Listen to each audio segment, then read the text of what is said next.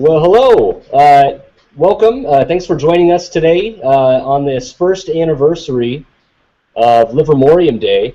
I'm Nolan O'Brien, and for the next hour I'll be moderating this Google Hangout that was put together in collaboration between the Lawrence Livermore National Laboratory, the City of Livermore, and the Livermore Valley Joint Unified School District. And the goal today, we really just want to connect scientists, students, and the community so that we can foster an appreciation for discoveries like the discovery of Livermorium. So what we're going to do is we have a number of locations on the line right now.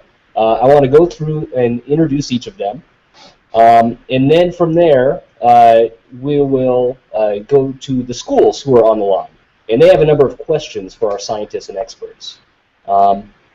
So let's see. First up, we have Mrs. Brinker's class over at Christiansen Middle School. Let's see if I can unmute you guys.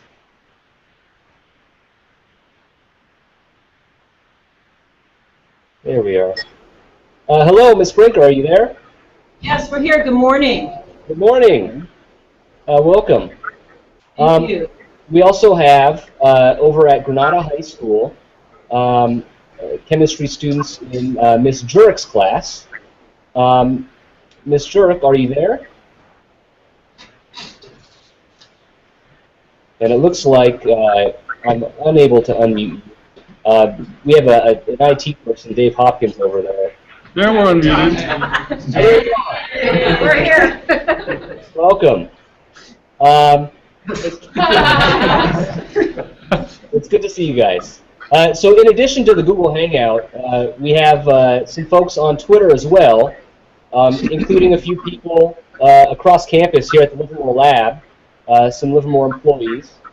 And they are on Twitter using the Livermorium hashtag.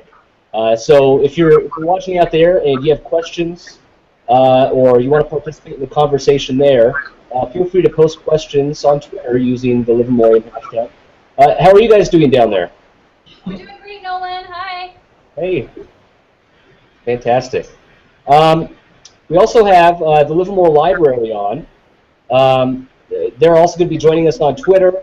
And I see we have a number of community members. How are you all doing today? Good morning. Good morning. Fantastic. Cool. And you know, the first of our distinguished guests today, we have the Livermore Mayor over at City Hall, Mayor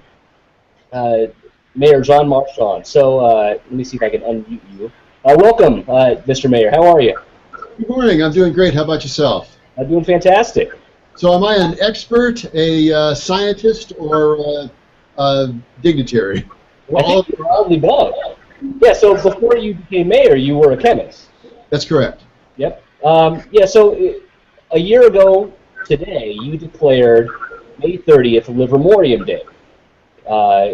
And tell me about a year ago, during the naming ceremonies, both here in Livermore as well as in Russia, what it meant to you as both, you know, the mayor of Livermore as well as a chemist. What did it mean to you? It was absolutely a career highlight for me. I was invited to go back to Moscow for the formal naming ceremony at the International Colloquium of the International Union of Applied Chemistry. Those are the folks that actually manage the periodic table. And some of the scientists from Livermore and myself were invited to go back and actually name Livermorium Fluorovium. That was back in October 24th of 2012. Yep. So the Livermorium Day, actually May 30th was the day that the International Union of Applied Chemistry accepted the name Livermorium for element 116. So in Livermore, we've chosen that day as Livermorium Day to celebrate STEM education, science, technology, engineering, and math. And the same day, I proclaimed Livermorium Plaza, which coincidentally happens to be at 116 Livermore Avenue here in our downtown. And I understand that there's downtown at Livermorium Plaza later this afternoon. Also with us, standing next to me, our other expert guest, Dr. Narek Gharibyan. Welcome, Dr. Gharibyan. Thank you. I'm happy to be here to talk about science. Yep. So you're a radiochemist here at the Livermore lab. What is that? What does a radiochemist do? What kind of questions do you try to answer? We use the reactive properties of elements to study chemical processes. So we typically work with reactive materials, but we use them as a means of trying to understand the chemical behavior of those elements. Okay. Okay. So first things first, let's go over to Mrs. Brinker's class. Do you guys have any questions for either Dr. Gharibyan here or the mayor, John Marchand? Students have several questions for the scientists and also one for the mayor. So we'd like to start off with a question for Mayor Marchand. Fantastic.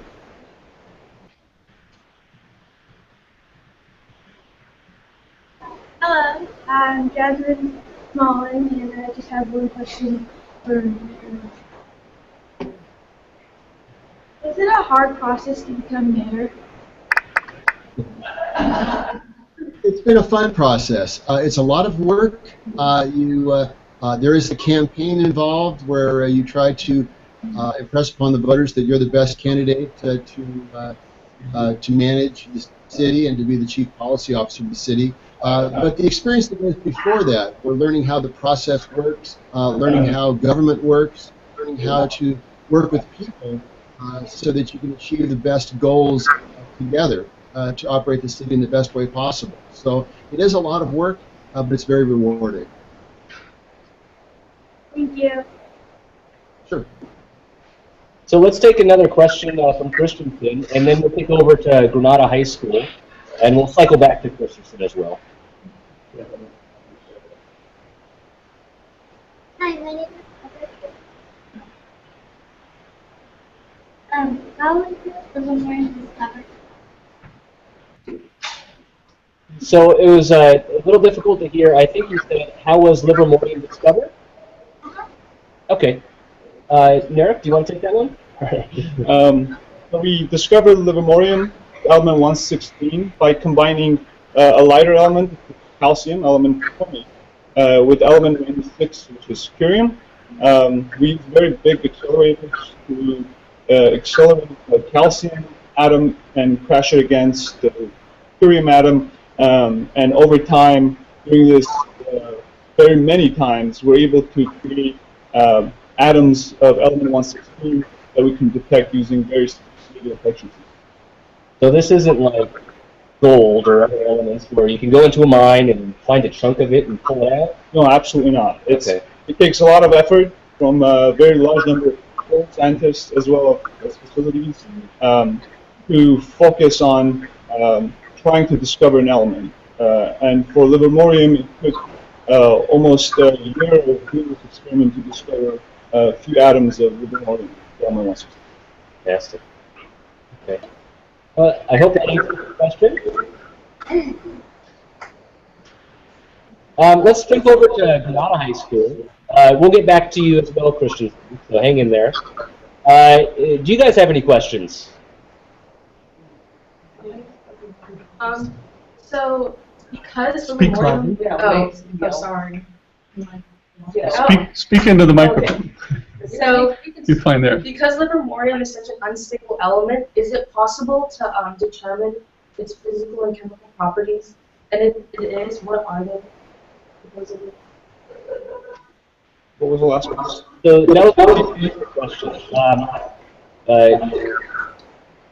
If I heard it correctly, because it doesn't last that long, is it possible to determine the properties of Livermorium, the physical properties? Narek, did you want to take a stab at that one? So, most of the elements after element 92, which is uranium, they're all short-lived, so they don't exist in nature. And as we get farther away, they're shorter and shorter. By the time we get to element 116, it lasts less than a second. And since we make 3 atoms of it, difficult to do chemistry, but it's not impossible. There are chemistry systems that can be automated where the same process continuously takes place until the atom is produced. Then we can see what so there's a specific chemical procedure that can be designed tailored specifically for element 116 that could allow us to understand what the chemical properties of element 16 are like. But it's difficult. Yeah, I imagine. Let's see, Granada High School. I hope that answered your question. Any others? Yeah, I have a question. This actually goes off of that really perfectly.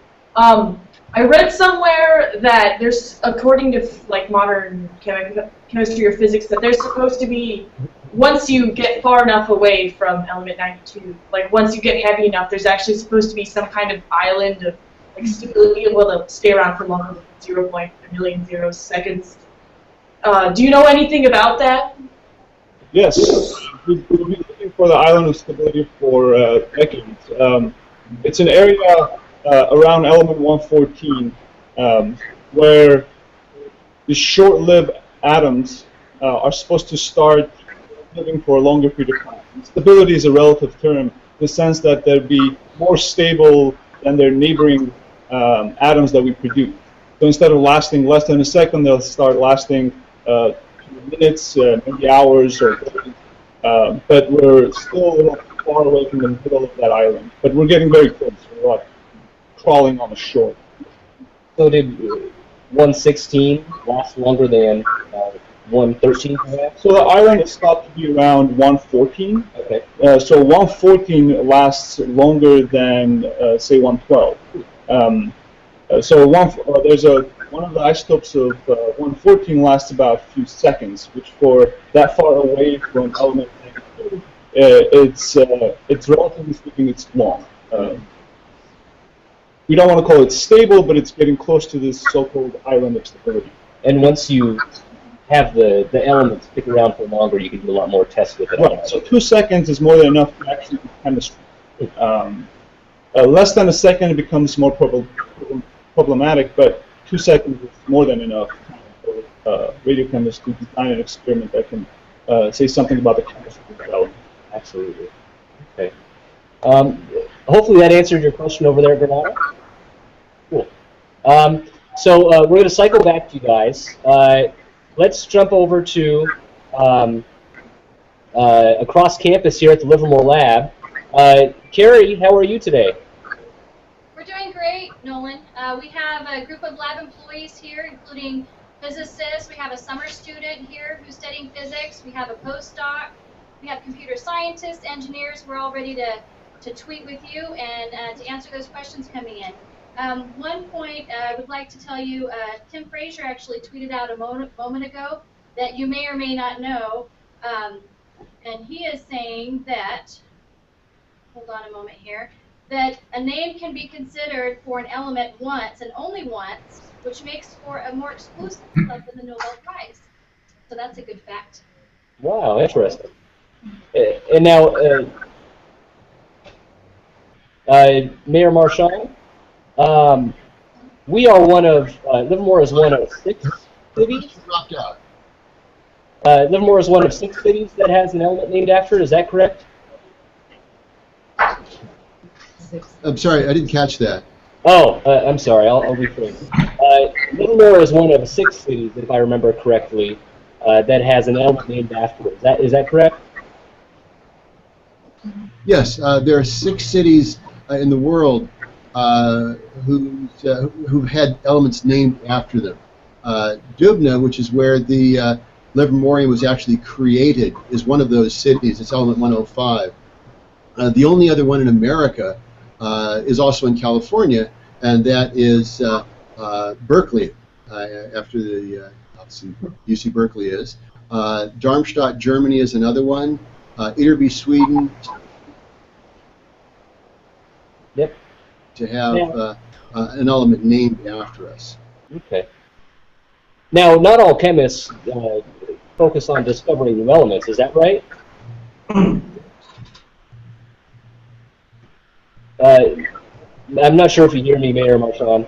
I was asking, when you were a chemist, what kinds of questions were you looking for?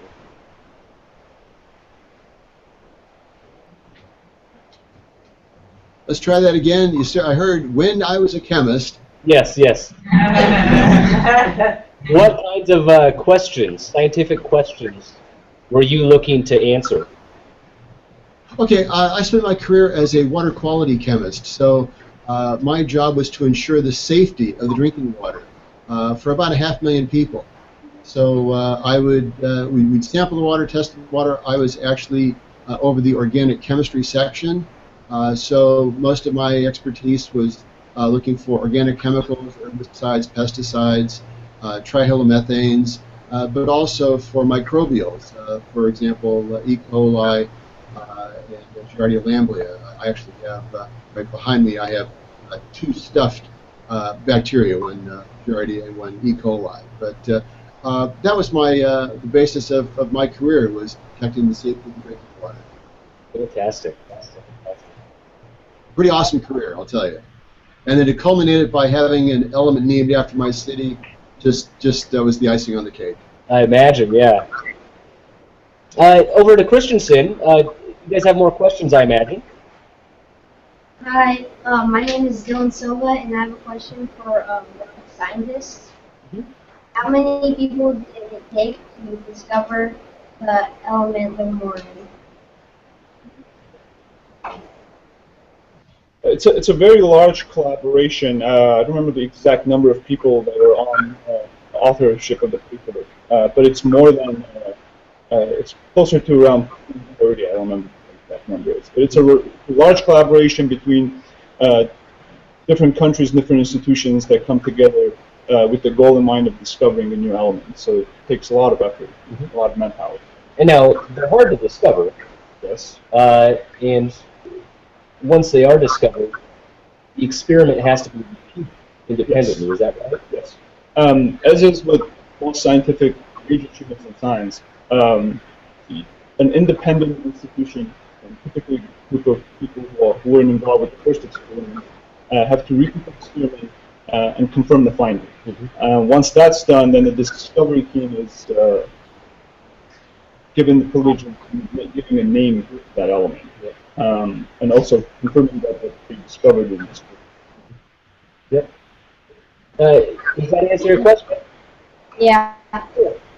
Nolan, if I could just inject here, let me say that a number of those scientists, these aren't just people that live on other parts of the world. They live right here in Livermore. The Storers live right here in Livermore. The Moody's, Dr. Moody, they live right here. So they go to our schools and help out in our classrooms. So these are folks that live here in Livermore that are part of this international team who created Livermorium. So it's even more exciting that this element is named for the scientists that actually live and work in this community and worked on an international scale to create this element. So these are people from our own community. That's a fantastic point. Yeah. So yeah, the team that you work with has discovered 6 elements, or 6 that have been confirmed, I believe. Right. So I wasn't part of the Livermorium team that discovered, because that was done in 2000 and I was still in high school. But the number of people who were part of that team from the lab are part of our group, are part of the people that I work with. So it's a good opportunity to learn from these people when they were involved with this program. Yeah. So those over at Granada, Dr. Gharibyan here, I think was in high school maybe 10 years ago. I graduated in 2000. Okay. So yeah, we're very happy to have folks like Dr. Gharibyan here. It looks like we have another question over at Christiansen. Yeah. Go ahead. I'm not a veteran, and I have a question for one of the scientists. Can Livermorium power things? Can it power things? That was the question? Can it power things? I believe. I'm not sure that I heard the question. Could you say it one more time, please? Can Livermorium power things? Can it power things? Okay. We don't produce enough of it. because we produce very few atoms, the total energy that it is not power anything. But other radioactive elements are used to power, for example, satellites that are sent down, such as plutonium. And P-38 is used as a power source in a lot of. So as an element decay releases energy? Yes. So the decay energy is high enough for it to be converted to electrical energy that can be used on something small. Okay. That's good. Did that answer your question? Yeah. Oh, fantastic. Let's jump over to Granada. How are you guys doing over there? Fantastic. Mucho bonito. You guys are having too much fun. You guys have any other questions? I have a question, actually. Uh-huh. Since the discovery of Livermorium, how have they used it in the lab or around the world? How was it used? Yeah. So Livermorium itself doesn't stick around much for us to do anything with it. It lives around only about milliseconds. Just quickly. Very quickly. Oh, yeah, it's gone. We make it and it's gone. And then we kind of follow what happened, and then we can kind of reconstruct and say, hey, that thing that went poof is the element 116. So it doesn't live long enough for us to do anything with it. Yeah. Now, there have been elements that have been discovered that we do have applications for them. One application was the plutonium doesn't exist in nature.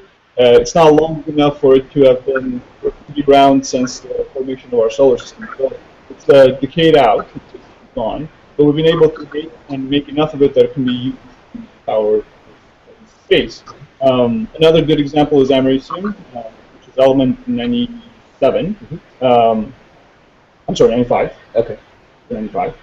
Which is used in smoke detectors. So at the time that it was produced, no one knew how to use it, but now we use it in smoke detectors to save lives. So it is a really good application. Nolan, just to inject here, the real value, because this is a question I get asked a lot, is what good is Livermorium? What do you use it for? Right. The real important thing that I see is this advances our knowledge of nuclear particle physics and really how the building blocks of our universe come together and stay together. And as Glenn Seaborg theorized back in the late 40s, that this can actually get us to what someone mentioned earlier, is that new island of stability where you develop new properties in these new elements. So Livermorium 116 really is that stepping stone to get us closer to that island stability, and that I think really is the value, is by advancing human knowledge. Well said. That was right on. Yeah, I get that question as well. Working at the lab, why do you guys do basic fundamental research? That's a question I'm sure you get as well. Yeah, that's I think one of the first questions we get all the time. Why do you guys do this? And it's basically what the mayor says, to understand how at this far end of the periodic table, how atoms stick together. What really holds them together? Why don't they just fly apart without sticking together? What holds them together? What makes an atom? What forces control what holds an atom together? And that is basically fundamental understanding of matter, of the universe itself. So it's a very fundamental question that we're trying to answer. Question from the public library. Sure, yeah, let's jump over to you guys. What do you have? Hi there, I just wanted to find out how long it took to discover this element. Good question. So the experiment itself, which took place in Dubna, Russia, the experiment lasted close to about a year, and we produced, I believe, 3 atoms of element 116, which is not a lot. So, so it's not. It took a lot of effort, both from Dubna itself and everyone else involved in the experiment, to go to Russia to be at where we produce the cyclotron, where the experiment takes place. Someone needs to be there at all times, even at night when it's running. So we have people who take shifts, are always there in case an atom is used signals are triggered, and we can get excited that we produce one atom, element 116. And then once it was you created those 3 individual atoms, then over the course of the next 10 years, it took other scientists to be able to prove that it actually existed for those 61 milliseconds, to confirm that, and then it was ultimately 10 years before the IAPUC recognized that was truly an element. And I think one of the things that underscores just how significant that this is it took 10 with 19 zeros after it.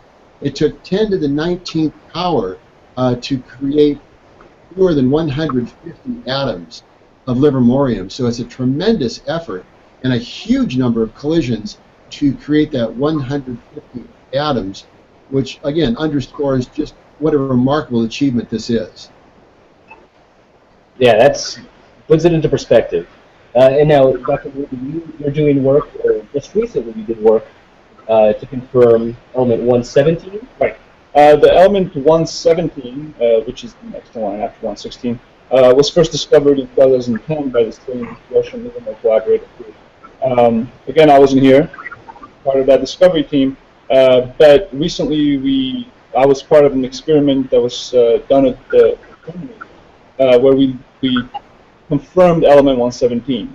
So this is the first independent confirmation of element 117, which now will be passed down to the IUPAC, which is the International Union for Applied and Pure and Applied Chemistry, to determine if this experiment was sufficient for the confirmation, and then it doesn't happen very quickly, and then there's a committee that would recommend discoverers, which would be the Russian Livermore collaborative, recommend a name for the element. But this will take 2 years, just like all the other ones. Any other questions down over at the Livermore Public Library? Not now. Not now. Okay, we can kick it back to you in a minute if you need. How are we doing on Twitter, Carrie? We do have a couple of questions, Nolan. Okay.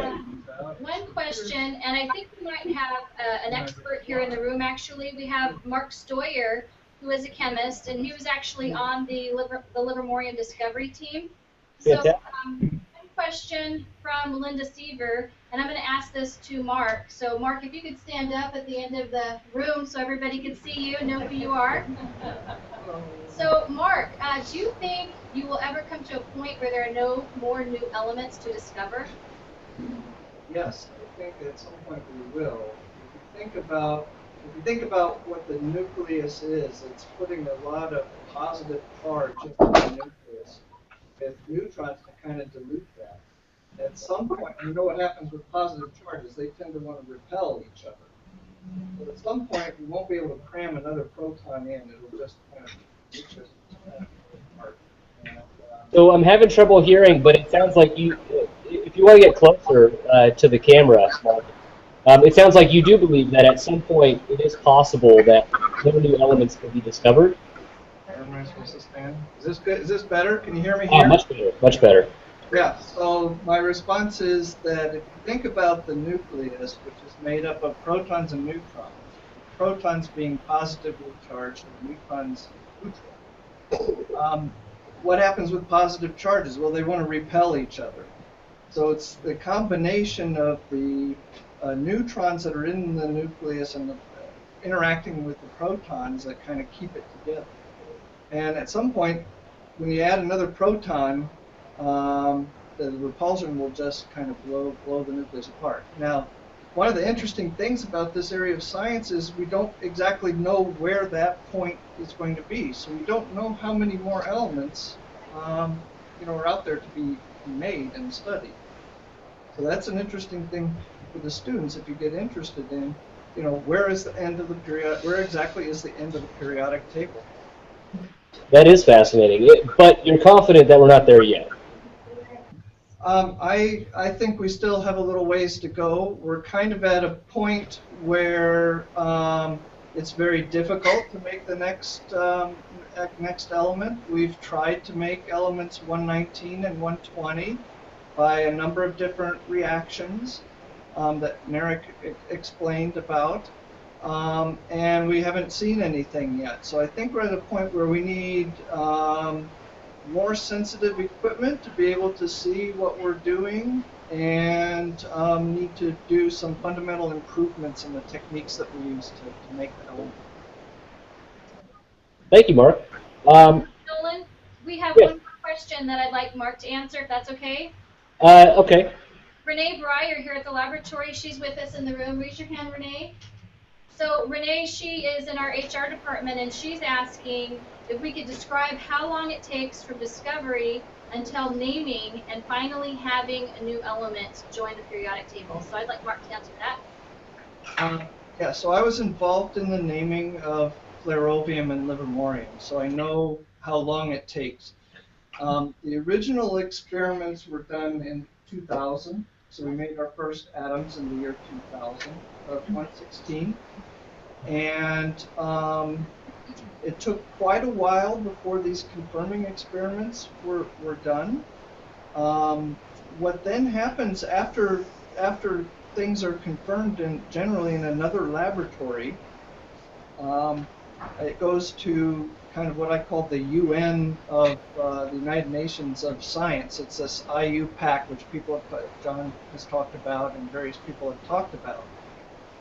It's the International Union of Pure and Applied Chemistry. And they have a working group that then takes a look at all of the evidence and tries to be very, they don't want to prove something that isn't correct, so they look at it very, very hard. That's a process that takes on the order of a year, maybe 18 months, something like that. Then once they decide everything is okay, they also decide which group it is that gets to actually propose names for it. And generally it's the team that has done the first work on it or discovered the first elements, the first atoms.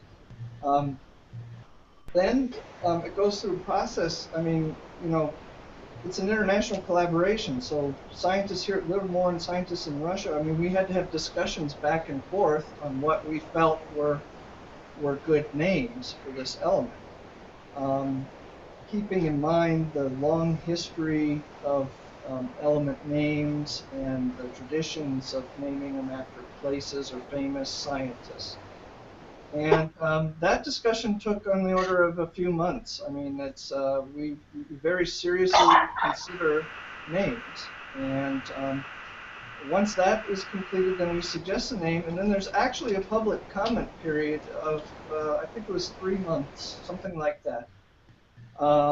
So the public actually gets to say, if you picked a name that meant the devil in Swahili or something like that, then they get to comment and say, hey, wait a minute, that might not be a good name. So then after that process happens, and then we get to the point, as the mayor knows, on May 30th, we got to the point where names were officially named. And that was in 2013. So it took more than 10 years. The process took more than 10 years because these are difficult experiments to do, basically. Sounds like a long process. I mean, even just describing all the steps. Yes. It's like a long process. We have, the bell's going to ring over at Christiansen Middle School. So I want to jump over to them. We have about 5 minutes before your bell rings. Do you have any other questions over there? And my question is for the scientists. And are you still discovering ways to use Livermorium? Sure. You want to take that one? Sure. Because it's so difficult to make them, I think the focus now is to try to create more atoms so we can actually study the properties of how they decay. So I think that's the use right now, as in getting more number of these atoms to have a more statistical sample where we can say how long it is, how it is able to decay out. I think nuclear properties and increasing number of atoms is the focus right now. Fantastic. Does that answer your question? Thank you. You're welcome. And did you have any others over Christiansen? It looks like we have. Yeah, step on up. So my name is Morgan Roby, and I'm from Christiansen Middle School. And through the whole process, what was like the hardest part, or just kind of discovering? What was the hardest part in the process of discovering Livermorium? Go ahead, Narek. So I mean, I was not part of that team, so from my experience, it's kind of difficult to say. But in any of these discoveries, I think the hardest part is actually making sure that the atoms are truly from 116, and it takes a lot of effort to analyze the data that's collected over years. It's an enormous amount of data that needs to be analyzed, and is typically done by independent people, where they try to come up with the same number of atoms and the same data is used to create that, what we consider 116. So it becomes independent analysis of the data. It's a very difficult process. Now, Mark, over in across campus, is that right? Is within the next minute or two before their bell rings, was that the hardest part for your team in discovering the Livermorium? I'm sorry, I wasn't really listening to the answer. I was trying to answer a tweet. Oh, okay. I think it is very hard. You need a lot of beam time.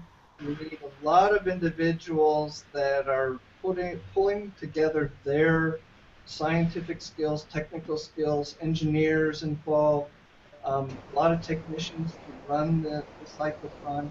It's really, truly a collaborative effort, and I would say the hardest part is just the length of time, the effort that you have to make to perform the experiments. The analysis is also hard. We did the analysis, both the Russian scientists and the American scientists did our analysis independently, and then we compared our results. So that was a quality check to make sure that things were correct. Fantastic. Now, Mayor Marchand, before the Mrs. Brinker's class has to run off, do you have any advice? From the sixth grade perspective, do you have any advice for any of the students there who may be interested and curious about science and a career in science? Well, science is where I've spent my career, and I had my first chemistry set when I was 6 years old, so I pretty much always knew I was going to be a scientist. It's been an incredibly rewarding career, and it's a lot of fun because when you go into work, you don't necessarily know what you're going to be doing that day because you may need to solve one problem before you can find a solution to another. So it's exciting, it's interesting, and it really can change every day. And as we heard from Dr. Storer, it can be international collaborations and international recognition. So it's been a great career, and I would encourage any of the students listening that this really is an opportunity to follow a career in science, technology, for some of the group and the solutions that are going to solve problems that we're going to be facing in the future. Fantastic. Well, my clock shows 10:09. I'm not sure if your bell is rung yet, Christiansen. Thank you for joining us, guys.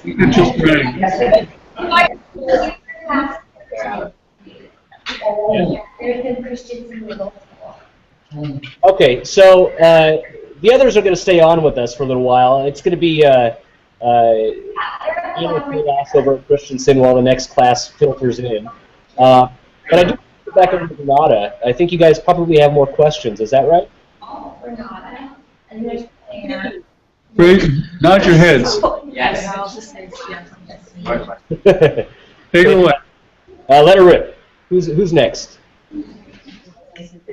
Okay, so you guys said that you guys knew that you only had 3 atoms of Livermorium. What kind of equipment are you guys using to detect those 3 atoms, or to get the data that you then analyze? So when the atoms are produced, they are sent through what's called a separator that separates that atom from all the other stuff that's made, and there's a lot of other stuff that's made. So it gets filtered, and then goes into a detector that is position sensitive, so you know where the particle lands, and then events, as it decays, it releases a helium atom that deposits its energy in the neighboring pixels, basically. And then what happens is we basically follow the decay of several of the elements below 116. For example, 116 decays to 114, and then 114 will decay to 112, which is magnesium, and then 112 to 110, and then so on. And then eventually it basically splits up fissions and deposits a larger amount of energy. So we can kind of backtrack and follow that chain of events back to 116. And we do that by using these detectors, detectors, so that we can, when we start looking at an area where that first event occurred, the other ones should occur within that or around it. And we use theoretical predictions to change the time and the energies that we look at. So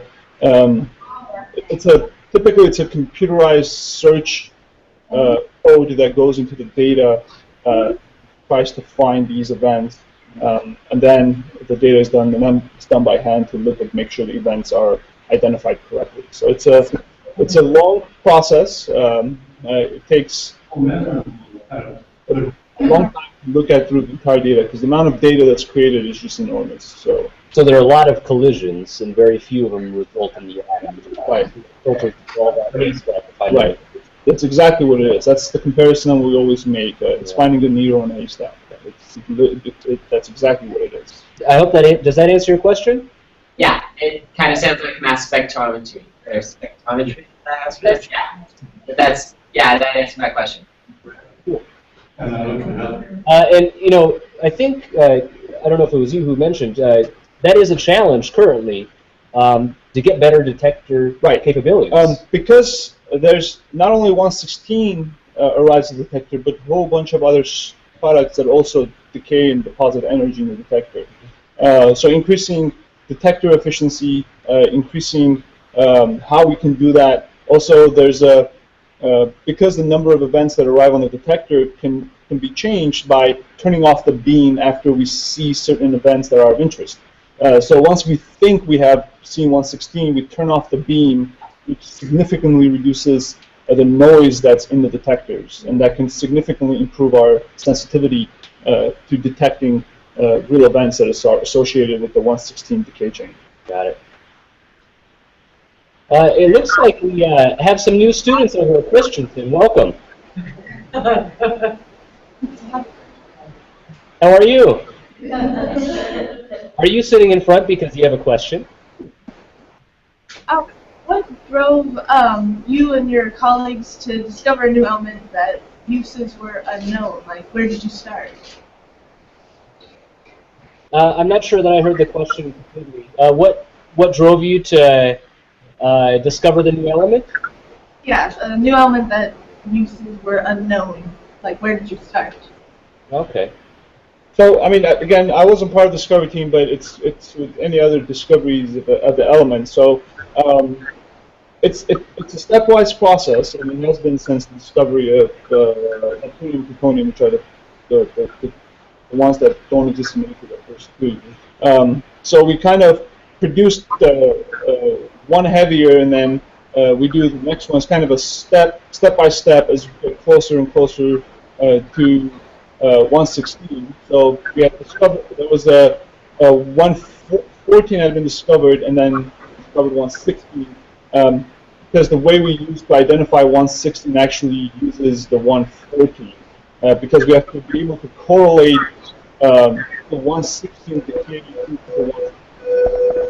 Stepwise process that has taken since 40, so it's taken 50 years to go from element 93 all the way to element 116. So you couldn't just jump ahead to element 130. No, because then you wouldn't know if you produced it, because it would not be connected to the rest of what we know are the elements. So we have to be able to somehow identify the element. There are different methods of doing it, but one of the ways, and one of the primary ways of doing it, is to connecting it to things that we already know. So it's a way of identifying the element. Now, do I understand correctly that you are a 8th grade class of engineering students? Is that correct?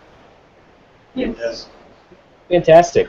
Now, Mayor Marchand, maybe you could speak to this. If not, that's okay. We could bounce it back to Narek or someone else. What's the difference between engineering and an engineer and a scientist, and how do they play together? Okay. Engineers and chemists, it's interesting because we're fundamentally trained differently to think differently. Chemists, we start on a molecular level and build our way up. Engineers start with something big and typically work their way back down to the individual components. But we have to be able to collaborate to understand how to ultimately create something and build something. So you kind of from two different directions, the chemists and the engineers, but ultimately by working together you can solve the individual problems that one is trained to do that the other can't. So we can provide the chemistry so that the engineers can slam the atoms together and figure out what we actually created. So we think differently, but ultimately we can create solutions together. Well said. How about down at the library? How are you folks doing? Anybody else? Questions? No questions, Nolan? Okay. Enjoying the conversation. Fantastic. Hey, Carrie, how are you doing on Twitter? Any new questions coming in? Yes, I have one for you if that's all right. So I realize that with many of the man-made elements, they have these very short lifespans. How close would you say you are to finding one that, per se, is stable and might have uses? I think far away from all the other stable elements. It's relatively far away, so the perspective of finding one that's stable is unlikely. I think we will find things that are slightly longer lived than what we have now, but finding something that's completely stable is very, very unlikely.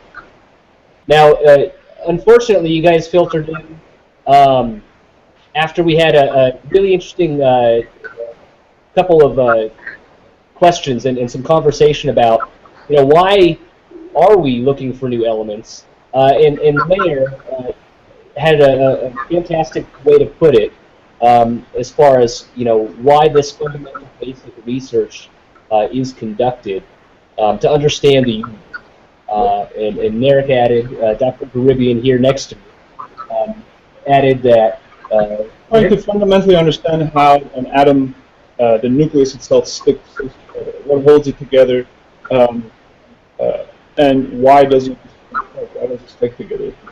At some point in time, very early 70s, we thought element 114 was going to be 104 was going to be the last 104, but then they became slightly more.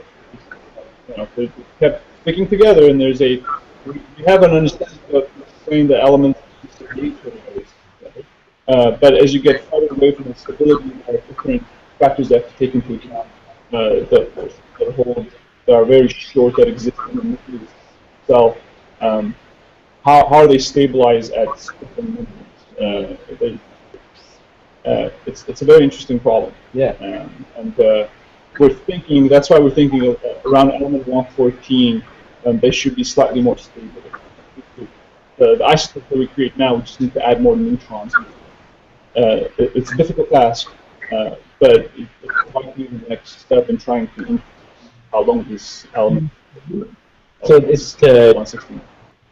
We want to establish a fundamental understanding of matter. Yes. More so than find an Yes, it's application. understanding how an atom, what really holds an atom together. And it directly relates to how matter is made and how anything in the universe is made, all the matter. That answers your question? Yes, and as you said, as you continue, the patterns are staying consistent, right? Like, as far as, like... Yeah, could you repeat the question? I didn't hear it. Oh, I said that, you know the way the periodic table is organized. As you still continue to find new elements, they're still conforming to the patterns, correct? That was set by... Right. So for the ones that we've been able to actually perform chemical experiments where we can look at their chemical properties, they are still filling in the gaps in the periodic table, which is a remarkable fact because the periodic table was put together back in the 1800s. So it's to be able to predict the elements that don't even exist, what they should behave like, is a remarkable achievement. And now the people who put it together. Now behind me we have radiochemists and nuclear chemists, and nuclear physicists. We use this chart. It's called the chart of the nuclides, and it's basically the periodic table kind of expanded to include all the isotopes. So each horizontal set of boxes is one element. So if you think of it, each one corresponds to one element, and then on the vertical, each one is a different number of neutrons that are in the nucleus. So for a given element, there could be different isotopes, different number of neutrons that combine with the protons to form either a stable or radioactive nuclei. Fantastic. Did that answer your question? Yes, thank you very much. Welcome. How about over at Granada? How are you? Are you guys still awake? Don't fall asleep on us. So are you folks, I'm not sure what grade you're in, but are you looking at colleges at all yet? Yeah, most of us are seniors. But there's a couple of juniors, honorary seniors. And a sophomore. Do you guys have any questions related to college or career path? Yeah. Go ahead. So what kind of engineers were on the team that invented Livermorium? So the team was, Mark can get into the details of who exactly was involved, but there's a lot of nuclear engineers, electrical engineers, computer scientists that all work together to be able to perform the experiment at all. I mean, we need a cyclotron, detectors, computer codes to analyze and to run these systems. We have chemists, we have chemical engineers. So it's a very large collaboration that includes people with a lot of expertise from very different fields, as was mentioned, that is required to accomplish such a large experiment. It can't be done by just chemists or just by physicists, just by engineers. It's working together and utilizing all our knowledge together to be able to perform such a large experiment. Now you're not very far removed from college yourself. No. Do you probably remember the challenges of I do. getting started? Do you have any advice for maybe jumping into college in the next year or two? Advice from me. Wow. Yeah. In the beginning, you might find it a little challenging and very different from high school. There's no one really to hold your hand to take you to class or to force you to go to class or do your homework. It's going to be really up to you to really pick up whatever you learn, whatever you need in order to be successful at the college level, and that's what differentiates it from kind of a high school. That you go to class, you go to class. It's an advantage for you. So, any advice you'd like to add on, Marchand? Yeah, can you hear me, Mayor Marchand? Yeah. Oh, yes. Question, Nolan. We have a lag time, I think, with our microphones. I was just asking if there's any advice you'd like to add on for folks who may be considering Advice? college or a career path in science. Yeah, the main advice I would give is just pay attention and broaden your horizons as much as you can. Take classes in a number of different fields, not just chemistry, not just engineering, because you don't know what you really might click and be interested in unless you're exposed to that. And I started out in chemistry, marine biology, and ultimately ended up as an organic chemist. But it's because I looked at a lot of different fields, a lot of different sciences, and really focused on a lot of different things before I honed in on the one aspect of my career.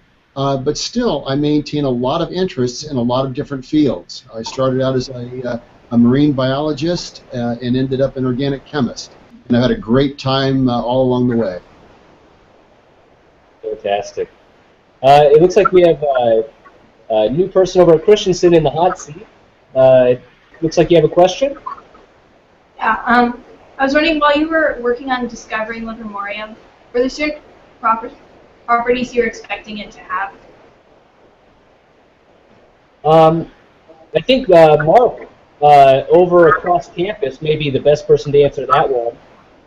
Mark, would you mind running up to the front here? Yeah, Nolan, you cut out just a bit. Can we have a repeat the question while Mark makes his way up here? Sure. Would you mind repeating the question?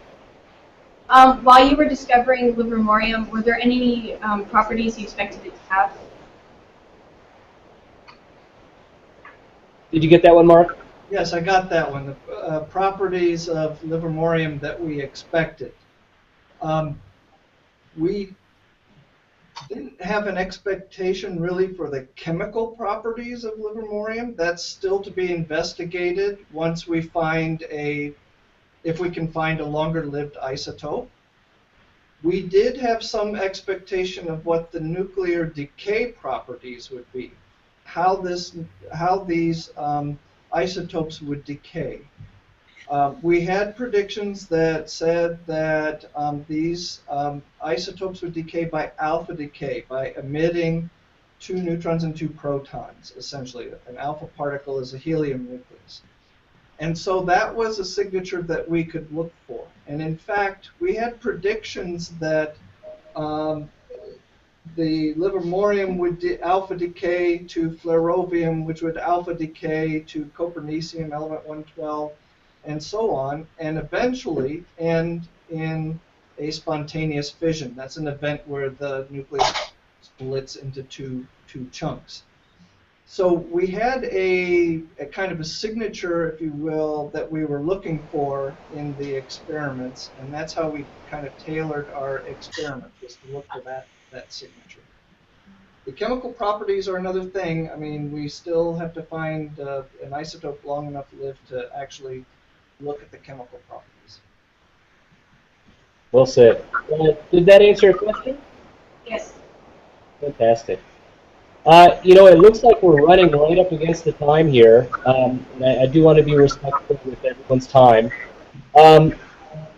Folks down over at the library, I believe that Mayor Marchand may be stopping by on his way out.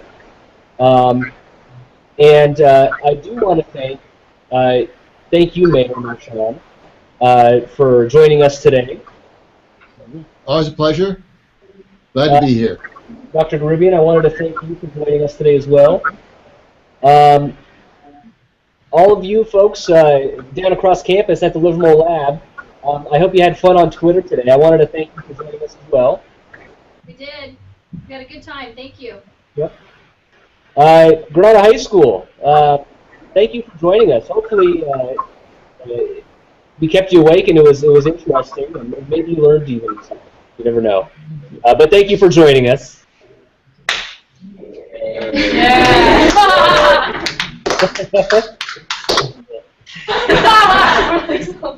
And over at Christiansen, Mrs. Brinker's class, I wanted to thank you for joining us as well. I know this class in particular came in a little bit later in the session, but hopefully you were able to pick up on a few of the things we were talking about. So I wanted to thank you all for joining us. And on behalf of the Livermore Lab, we're signing out. We'll be seeing you guys soon. Take care. Thank you.